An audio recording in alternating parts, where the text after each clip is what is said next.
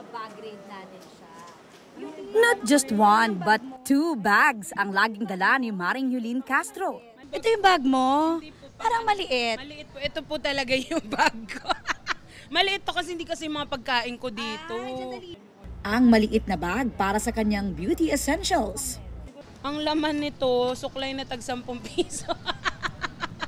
Uy, importante yan. Yung importante yan, hindi ko maiwan yan. Mga ilang taon na sa akin yan. Lagi raw niyang dala ang paboritong cheek tint. Must have din daw ang lipstick.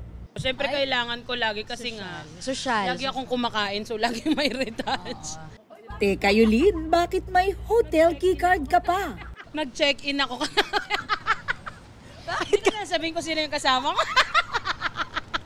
Naka-check-in ka ba o nakalimutan mo isoli yan? Alo, baka naman manood. Pasensya na po, balik ko na lang.